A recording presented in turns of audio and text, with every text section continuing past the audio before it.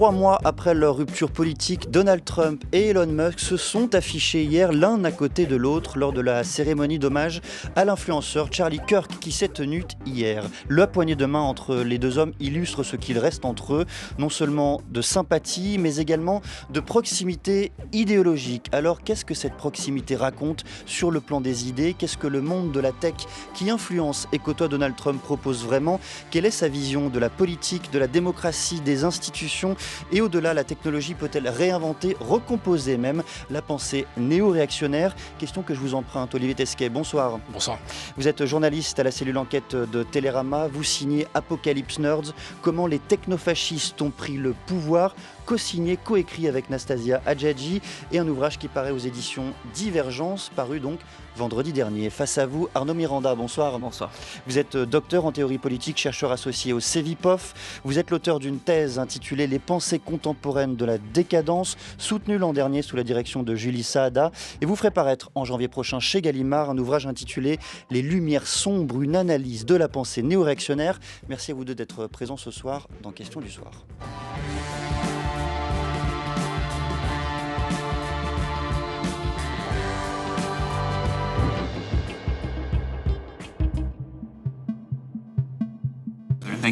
Merci d'être un président aussi favorable aux entreprises et à l'innovation. C'est un changement très rafraîchissant. J'aimerais vous parler de quelque chose d'important aujourd'hui, car il est temps de revenir à nos racines autour de la liberté d'expression sur Facebook et Instagram. Nous sommes arrivés à un point où il y a trop d'erreurs et trop de censure.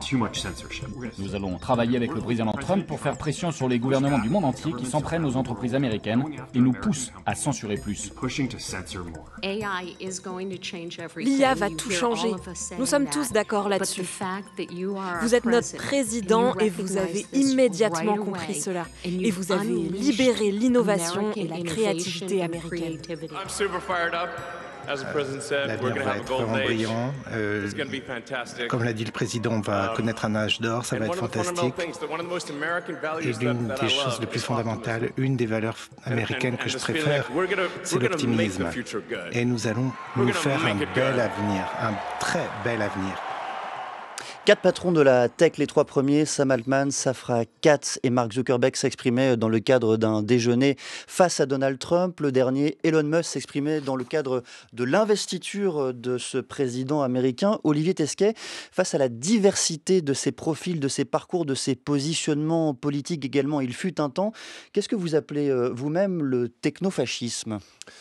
Alors c'est vrai que ce terme, évidemment, il pose question parce que le fascisme est probablement on va dire la catégorie politique la plus commentée, la plus controversée du XXe siècle. Nous, la question qu'on s'est posée, c'est de savoir si cette dimension, si ce préfixe techno recomposait le fascisme ou les fascismes historiques tels qu'on les connaît. Alors, d'abord, le présupposé, c'était qu'il y avait des invariants de ces fascismes historiques qu'on retrouvait dans le discours politique, notamment des patrons de la tech ou des candidats politiques qu'ils soutiennent et auxquels ils ont prêté allégeance. Et j'ai plus très peur d'utiliser ce terme-là quand on a vu la servilité déployée par certains d'entre eux devant Donald Trump. Mais commençons par là. Alors, quels sont ces invariants, pardonnez-moi, du fascisme que vous avez mis en lumière? Alors, je pense qu'il y en a plusieurs. J'en vois 2 principaux qui sont d'abord ce qu'on pourrait qualifier de modernisme réactionnaire, c'est-à-dire en gros combattre la modernité politique avec les outils de la modernité technologique.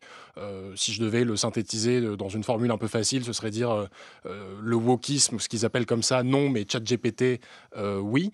Et ça, pour le coup, ça vient s'ancrer dans une vision de la modernité qui est une vision assez ancienne, et par exemple qu'un Peter Thiel, sur lequel on reviendra, quelque chose auquel il a beaucoup réfléchi.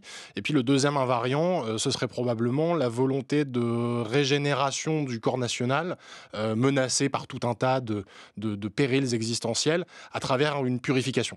Et ça, on le retrouve et on l'entend beaucoup, et on l'a beaucoup entendu, notamment ces derniers jours après l'assassinat de Charlie Kirk, dans tout un tas de prises de parole, que ce soit Donald Trump, que ce soit J.D. Vance, que ce soit Stephen Miller, son directeur de cabinet adjoint. Cette rhétorique-là remonte de plus en plus. Arnaud Miranda, avant de parler de technofascisme, le fascisme d'abord, est-ce que c'est un bon terme pour comprendre ce qui se passe présentement aux États-Unis ? Alors, moi, j'aurais peut-être un tout petit peu plus de prudence à l'égard de ce terme. Peut-être 2 points. Le premier, c'est que, tout d'abord, je pense qu'il ne faut pas avoir peur d'utiliser le terme. On peut le faire et la manière dont vous l'utilisez ne me choque pas.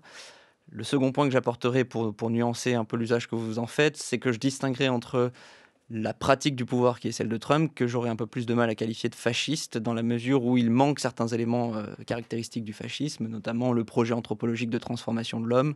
Le Trumpisme, depuis 2016, et même avec le second mandat, ne me semble pas caractérisé par ce projet de renouvellement. En revanche, si on veut trouver du fascisme dans les marges idéologiques qui influencent aujourd'hui le Trumpisme, là, effectivement, on peut en trouver, et notamment dans ce qu'on peut appeler la pensée néo-réactionnaire. En effet, je pense qu'il y a des éléments clairement fascistes. Juste un point de précision, Arnaud Miranda, lorsque vous parlez de ces marges, il faut les définir, il faut nous les décrire. Quelles sont ces marges qui influencent notamment par le prisme de la tech, de la technologie, la pratique du pouvoir de Donald Trump ? Alors, je pense qu'il faut essayer de replacer ça dans un cadre, on va dire... Dépliez-nous une grande cartographie justement de ces mouvements composites. Alors, allons-y. Je pense qu'un point fondamental, c'est de comprendre qu'il y a eu depuis la fin des années 2000 aux États-Unis une grande transformation idéologique à droite, puisqu'on avait jusqu'à ce moment-là une domination idéologique du conservatisme dans le Parti républicain et puis plus largement dans ce qu'on peut appeler la droite.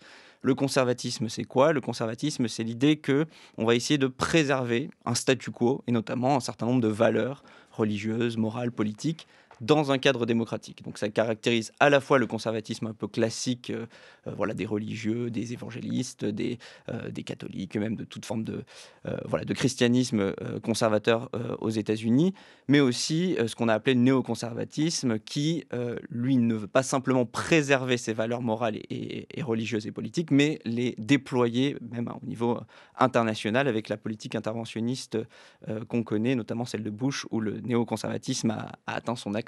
Et donc cette pensée conservatrice est entrée en crise à la fin des années 2000, notamment du fait de l'échec de la politique interventionniste de George W. Bush. Et au début des années 2000 sont apparus, je dirais, 3 courants principaux qui ont renouvelé idéologiquement cette droite conservatrice.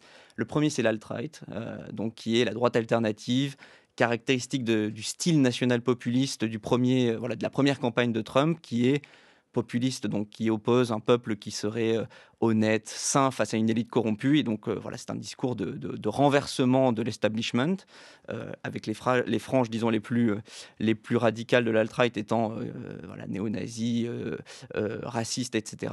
Un deuxième courant qui est la néo-réaction, dont on parlera peut-être ensuite, et dont Curtis Yarvin est le personnage clé. On y reviendra. Et le post-libéralisme, qui est ce qu'on pourrait appeler la tendance religieuse de ce renouvellement idéologique de la droite américaine, avec notamment des penseurs comme Adrian Vermeule qui entendent promouvoir une idéologie du bien commun pour remplacer le libéralisme. Dans cette carte brillamment dépliée, Olivier Tesquet, où se loge le technofascisme ? À quoi vient-il se greffer justement sur ces 3 branches ? Alors j'en aurais peut-être rajouté une quatrième qui est peut-être une émanation de la néo-réaction, qui est le paléo-libertarianisme. Alors ça fait un peu barbare. Là aussi, il faut décrypter. Comme ça. Alors on connaît le mouvement libertarien aux États-Unis, cette idée conjugaison à la fois l'ordre spontané du marché et puis les libertés individuelles qu'on défend. Mais en fait, ce pôle libertarien a toujours oscillé dans son histoire entre la gauche et la droite, a toujours été une force très minoritaire qui donc s'est jouée d'alliances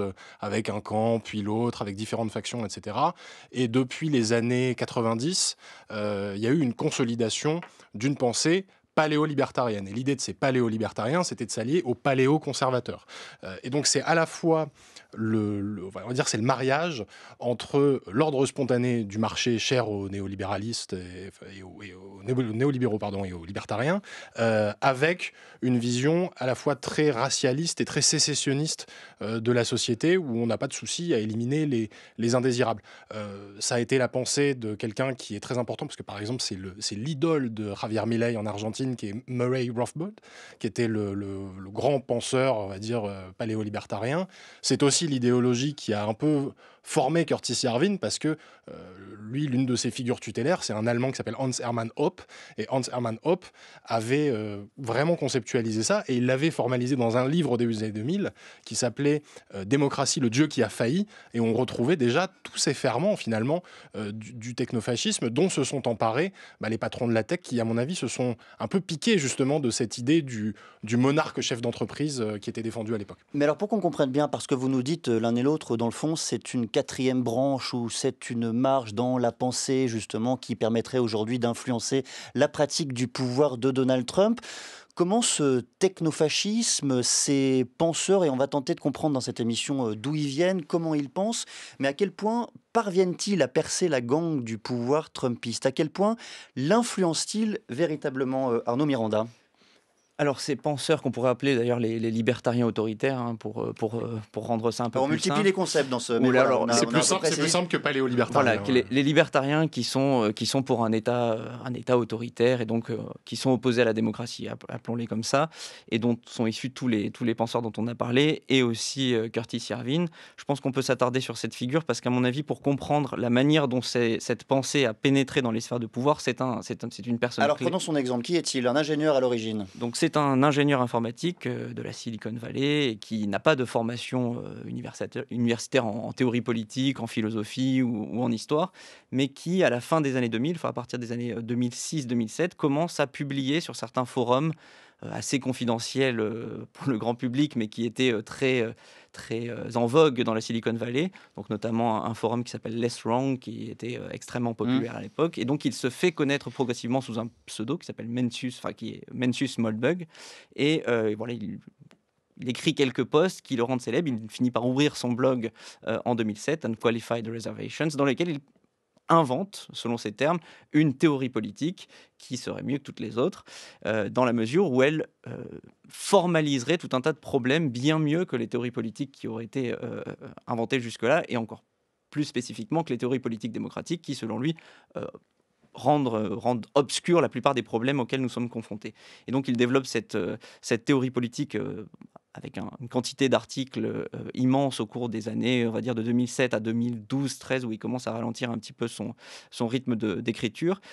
Et à ce moment-là, ce qu'il faut bien comprendre, c'est que ces écrits sont ultra confidentiels, ils ne sont pas repris par les acteurs politiques. Il faut peut-être dire d'un mot ce qu'il décrit et ce qu'il écrit. Il explique qu'en gros, la nation devrait être dirigée comme une entreprise. On a désormais besoin d'un monarque qui ne serait pas nommé par voie héréditaire, mais qui serait nommé à la façon d'un CEO, d'un PDG d'une grande entreprise. Dans le fond, c'est ça qu'il cherche à fondre. C'est à fondre la nation dans l'entreprise et à rapprocher le modèle de l'ingénieur vers celui du politiste, Olivier Tesquet. Oui, tout à fait. Il y a cette idée alors, il y a toujours un ferment quand même très racialiste, encore une fois, là-dedans. Il y a beaucoup d'idées qui sont toujours très en vogue et qui reviennent, là, maintenant, justement, avec cette nouvelle vague technofasciste une popularité de théories eugénistes, racialistes. Il y a, par exemple, un ouvrage qui s'appelle The Bell Curve, qui était très populaire dans la Silicon Valley dans les années 90, mais qui n'a jamais cessé de l'être, finalement. La courbe en forme de cloche. La courbe en forme de cloche, selon lequel, finalement, il y aurait des inégalités naturelles et biologiques entre les individus, et que par exemple les individus racisés seraient dotés d'un QI plus faible que les blancs.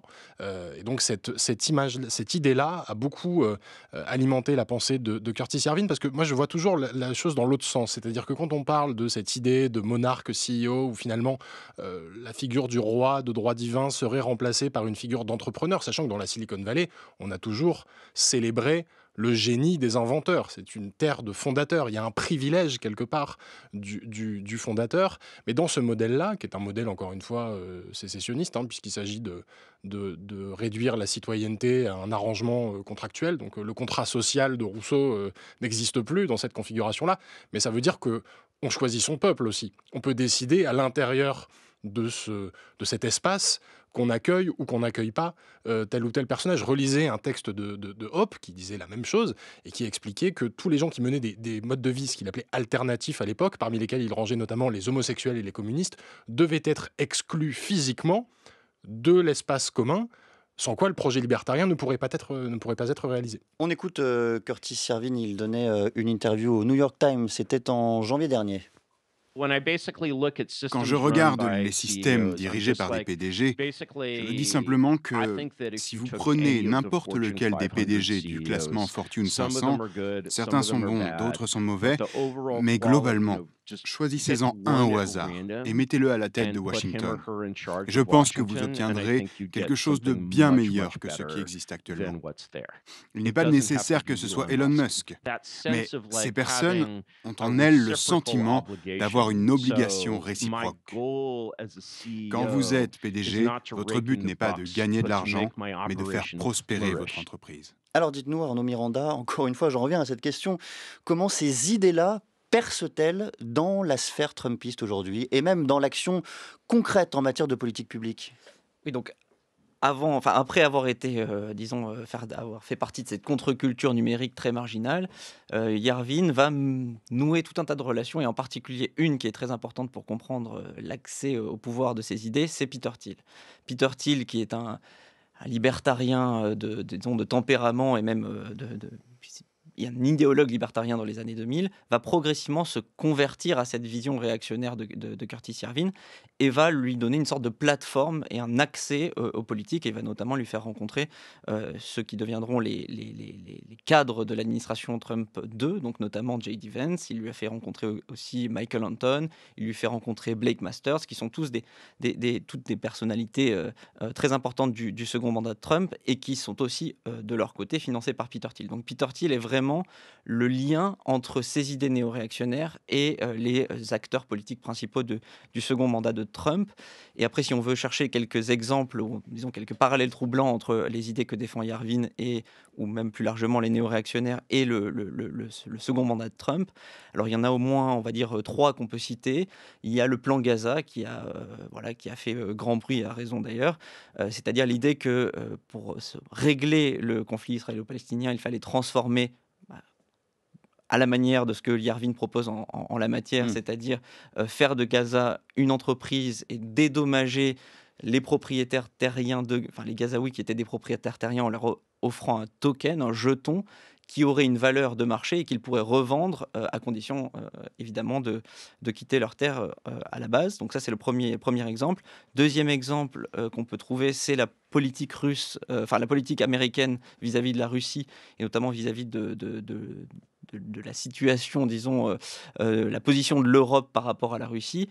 Yarvin, dès 2022, juste avant l'invasion russe en Ukraine, avait défini ce qui était une bonne politique trumpienne vis-à-vis de la Russie, et disait il faut se désinvestir, il faut laisser la Russie prendre le contrôle du continent, et finalement ça forcera les démocraties européennes à prendre le pouvoir.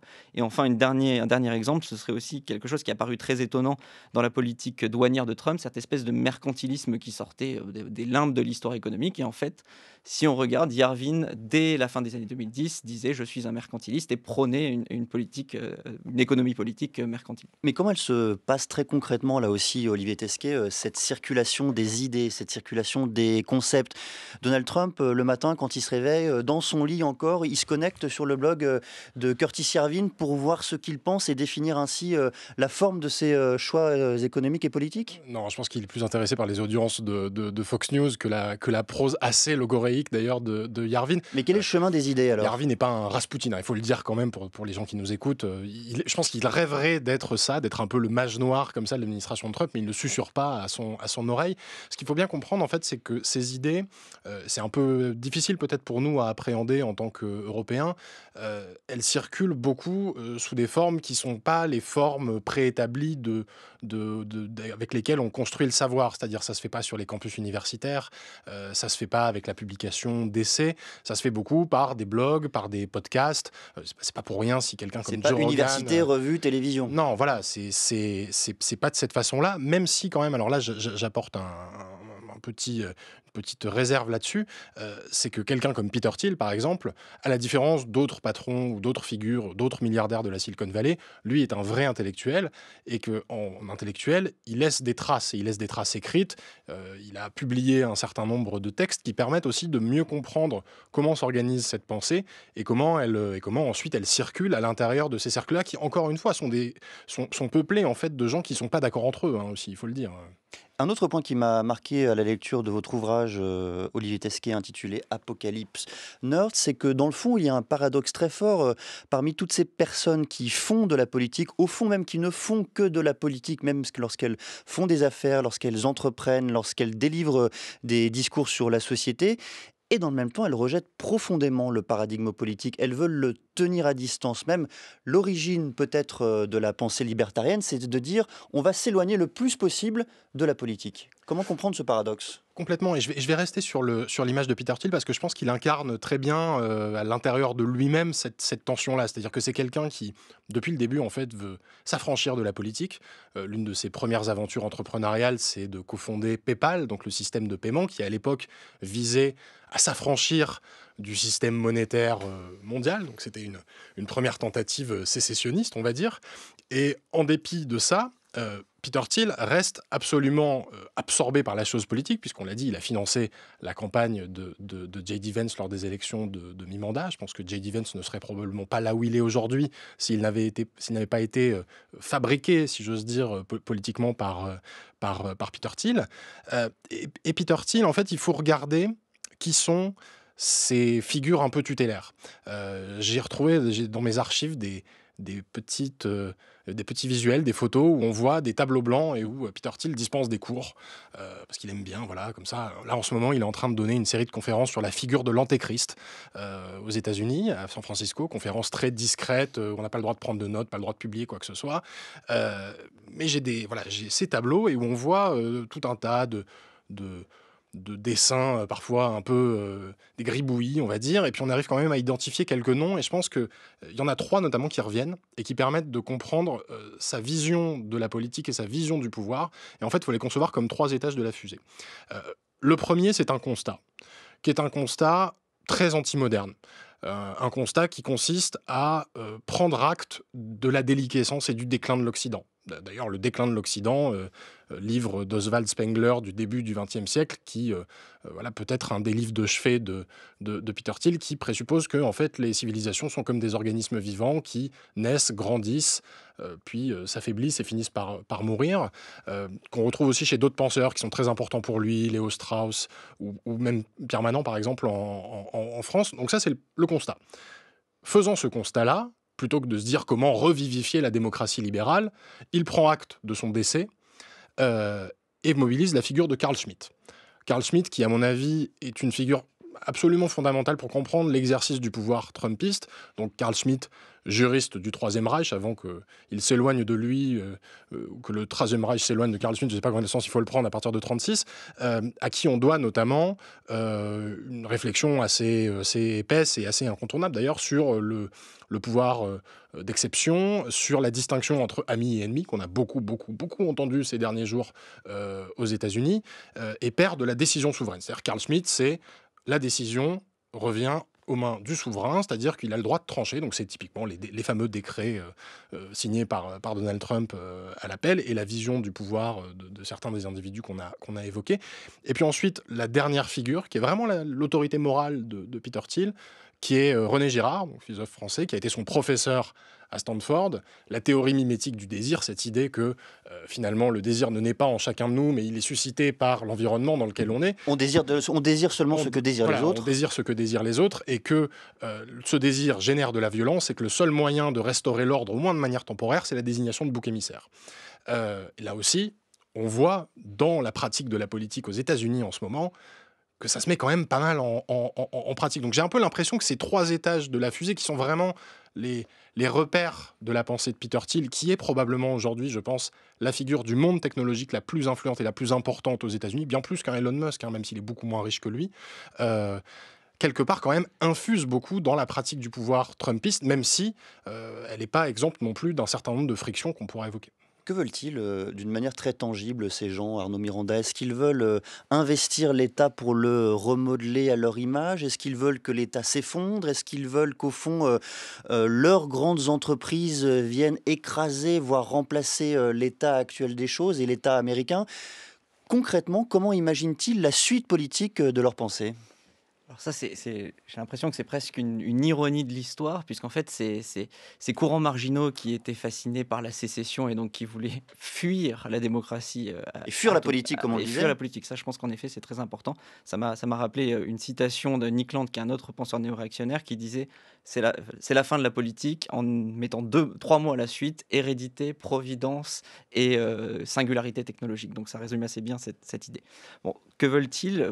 Pourquoi ironie de l'histoire? Parce que finalement, ils étaient marginaux et donc ils contestaient l'hégémonie démocratique, progressiste, etc. Donc ils étaient en situation de minorité et ils prônaient une forme de sécession face à cette espèce de totalitarisme progressiste, woke, qu'ils voyaient notamment dans les années 2010 ou en tout cas au début quand naissent les pensées réactionnaires. Et finalement, ils se retrouvent aujourd'hui au pouvoir. Donc en fait, la position ne peut pas être la même quand on a, quand on est en tout cas Je me permets de vous couper, mais est-ce qu'ils sont vraiment au pouvoir aujourd'hui ou simplement ils ont un accès au pouvoir et ils font partie de diverses influences qui peuvent prétendre accéder aujourd'hui au pouvoir américain, au pouvoir fédéral américain? Vous avez raison de me reprendre, je pense que je me suis un peu emballé. Oui, ils ont accès au pouvoir, en tout cas ils ne peuvent plus être dans la situation de dire qu'ils sont minoritaires et donc qu'il faut faire sécession parce qu'il n'y a pas d'autre solution. Donc la solution devient... il faut trouver une autre solution à l'échec de la démocratie libérale que de fuir, puisque maintenant ils sont en tout cas aux portes du pouvoir en position de force. Et donc la thèse qui l'emporte, c'est principalement celle du coup d'État de Yarvin. Ça a été...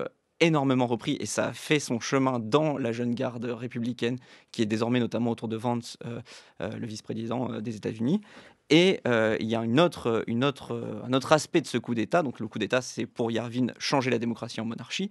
Mais il y a une autre interprétation de ce coup d'État qui est plutôt du côté des religieux, ou en tout cas de ce qu'on appelle les post-libéraux, donc la version religieuse de la réaction en cours. C'est l'idée qu'on va réinterpréter la Constitution américaine, qui est aujourd'hui, selon eux, interprétée de manière libérale, donc avec un focus sur les droits individuels, etc., qui veulent réinterpréter cette Constitution dans un idéal de bien commun, c'est-à-dire en donnant plus de latitude au pouvoir exécutif pour défendre la communauté.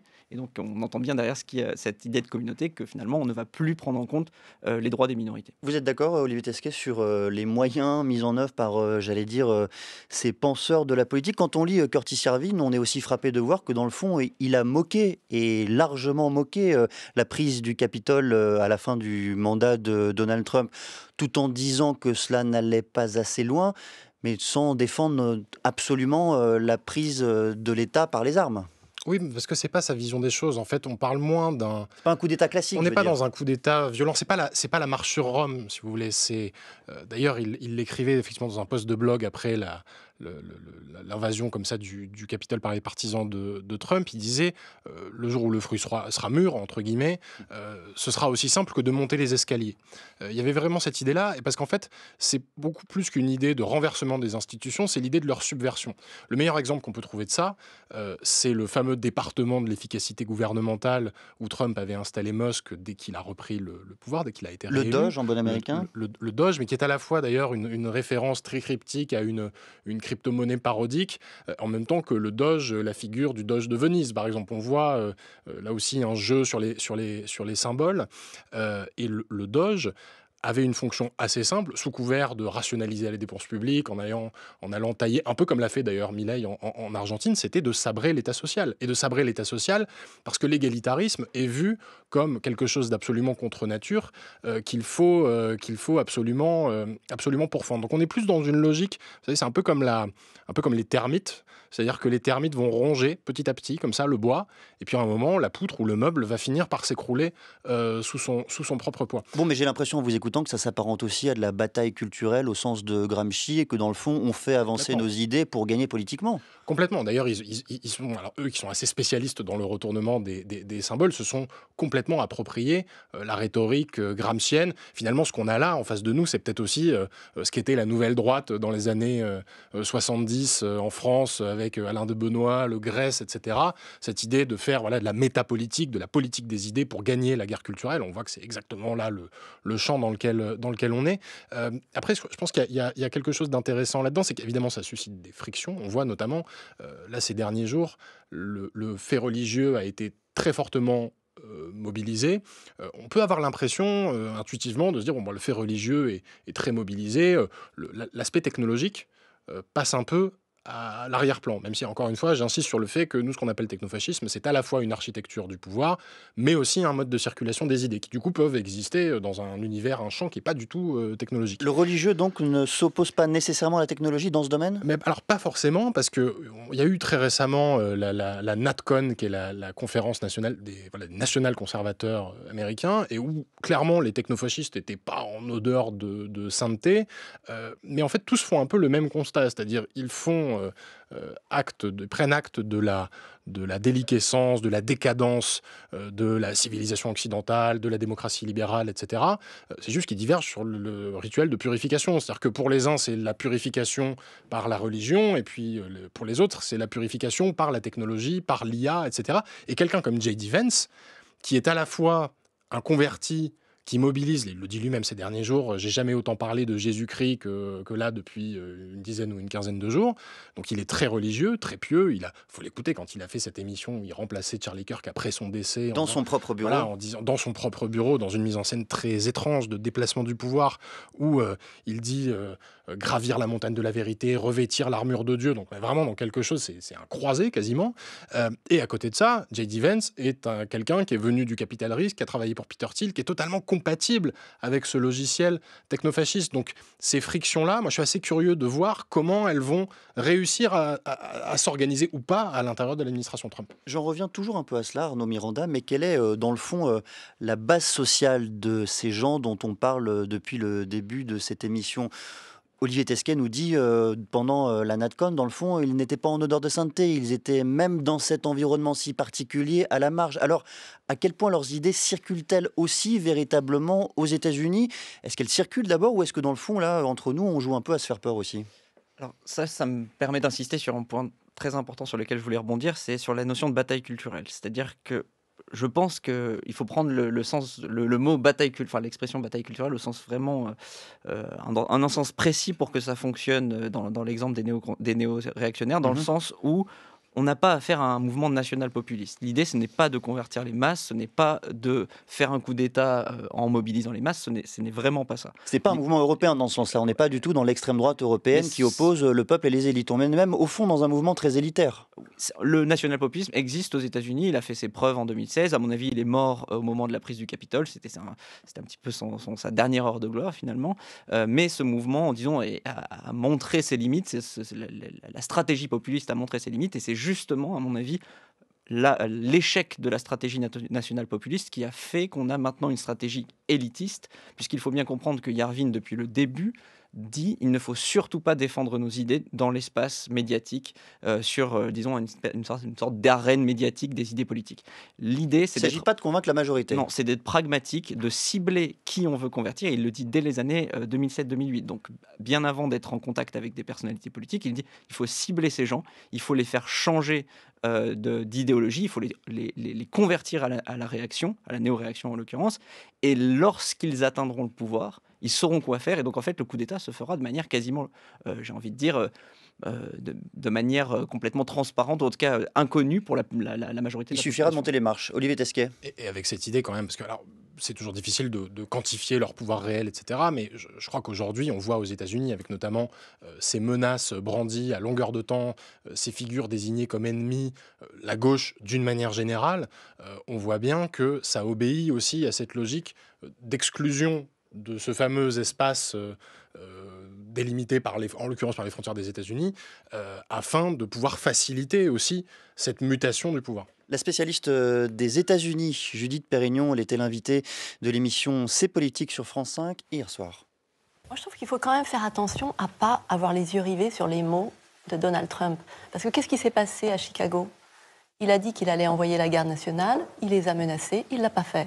Bon, il y a eu tous les travailleurs qui sont chargés des camions, vous savez, comme c'est une zone très enneigée, ils se sont mobilisés avec leurs camions et leurs salières pour faire barrage à la garde nationale. Enfin, il y a eu une réaction très forte à Chicago, et quand les gens réagissent, il va voir ailleurs. Donc, il faut faire attention, là, on est en train de décortiquer tous les mots et d'avoir les yeux rivés sur la moindre connerie de Donald Trump.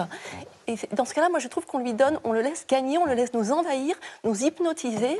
Il se passe beaucoup de choses aux États-Unis qui réduisent énormément cette invasion. Ils nous inondent. Vous avez fait le choix avec votre co-autrice Olivier Tesquet d'aller justement dans l'autre sens, d'aller vous immerger dans ces textes, ces blogs souvent extrêmement cryptiques, très peu prémonitoires. Alors, pourquoi c'est important, selon vous, justement, de s'intéresser à ces théories ? Alors, je pense que c'est pas jouer à se faire peur, c'est assez nécessaire, c'est-à-dire que Je vais reprendre là, pour le coup, un terme du titre qui est le terme d'apocalypse. L'apocalypse au sens de la révélation. C'est souvent comme ça qu'il est mobilisé d'ailleurs par Peter Thiel. Révélation de la vérité. La révélation de la vérité. J'ai pas envie de laisser le monopole de l'apocalypse en tant que révélation à Peter Thiel, et donc je pense que c'est important aussi de décrire, y compris de décrire la matérialité de ce monde-là. J'entendais donc l'extrait là, avec Judith Pérignon, et c'est vrai qu'il y a des mobilisations. On a vu aussi, par exemple, à Los Angeles, des mobilisations contre l'ICE, la police de l'immigration de Trump, surnommée par son propre patron l'Amazon Prime des êtres humains, ce qui est quand même absolument terrible comme dénomination, qui aujourd'hui peut mettre en œuvre cette politique migratoire de Trump d'exclusion des corps indésirables, parce que c'est de ça dont il s'agit, avec un logiciel fourni par une entreprise qui s'appelle Palantir, qui est une entreprise de Peter Thiel, qui aujourd'hui est valorisée à quasiment 400 milliards de dollars et pèse plus lourd que Coca-Cola. Et qui est le bras armé aujourd'hui de l'administration fédérale dans ce domaine. Et qui est le bras armé de l'administration fédérale dans ce domaine, d'ailleurs avec une délégation du pouvoir, où on pourrait dire que c'est une privatisation de la souveraineté, une privatisation de l'État punitif, qui doit être du coup examinée comme telle. Après, on pourra dire qu'effectivement, ils ont expulsé moins de gens que ce qu'ils avaient promis, etc. Mais cette architecture du pouvoir se met en place, et je pense qu'il est absolument nécessaire de mettre la lumière, justement, dans les endroits sombres, comme ils adorent les appeler, où ils n'ont pas très envie qu'on la mette. Arnaud Miranda, même question. Vous allez faire paraître les lumières sombres, une analyse de la pensée néo-réactionnaire. Alors, pourquoi, là aussi, se plonger, s'immerger dans ces textes, dans ces mots dont on redit que, pour le moment, ils sont situés même à la marge de la vaste carte des réactionnaires américains? Alors, je pense que c'est poser la question de manière incomplète, de se demander si on n'est pas en train de les laisser gagner. Je pense qu'il faut déjà faire un constat, c'est que de nombreux égards, ils ont gagné. Ils ont déjà gagné. Si on regarde la contre-culture numérique des années 2010, je pense que les mouvements de droite se sont affirmés, ont convergé, se sont organisés beaucoup plus efficacement que les mouvements de gauche. En tout cas, dans le contexte américain, ça me semble indéniable. Donc je pense qu'il faut admettre le constat de cette victoire des réactionnaires. Et donc, prendre acte de cette victoire, c'est, à mon avis... ça nous mène nécessairement à l'analyse théorique de leur cadre idéologique afin de comprendre ce qui est en train de se mettre en place. Ça ne veut pas dire que c'est déjà la voie vers le fascisme et qu'on a déjà affaire à un fascisme en acte. Néanmoins, il y a des dynamiques qui, à mon avis, ne peuvent être comprises que si l'on va à la racine idéologique de ces mesures. On a parlé des mesures qui avaient influencé Yarvin dans le gouvernement Trump. Bon, si on n'avait pas analysé idéologiquement ce qu'écrivait Yarvin, on ne pouvait pas comprendre d'où ça venait. Donc je pense que c'est une forme de clarification dont ont besoin les forces démocratiques si elles veulent trouver une forme de réponse normative à ces attaques. Clarification nécessaire. Olivier Tesquet. Oui, le fascisme, c'est jamais un éclair dans un ciel bleu, hein. C'est toujours un processus, et je pense que là, ce qu'on est en train de décrire, c'est un processus. C'est un processus de conquête du pouvoir. Ça ne veut pas dire que cette conquête du pouvoir est pleinement réalisée, ça ne veut pas dire que les technofascistes ou les lumières sombres, ça y est, sont à Washington et vont déferler sur le monde, mais ça ne veut pas dire qu'il faut non plus minorer l'influence qu'ont ces mouvements-là, qui aujourd'hui, quand même, me semble assez réelle et se base sur... Voilà, on a des éléments quand même pour l'apprécier. Les lumières sombres, autre concept sur lequel on aurait pu s'apesantir. Merci en tout cas à tous les deux de vos lumières claires. Olivier Tesquet, vous êtes journaliste à la cellule enquête Télérama. Vous signez un ouvrage passionnant, je le redis, avec Nastasia Hadjadji, qui vous avez intitulé Apocalypse Nerds, comment les technofascistes ont pris le pouvoir. Et Arnaud Miranda, pour vous lire, on attendra janvier prochain, puisque chez Gallimard paraîtra Les Lumières sombres, donc une analyse de la pensée réactionnaire. Merci à vous deux et merci à celles et ceux qui ont préparé cette émission. Diane Devin, Stéphanie Villeneuve, Mathias Mégy, Antoine Héral. Juste après l'émission, on va se poser une question. Qu'est-ce que cela signifie changer de siècle? On en parlera avec l'historien Florian Louis.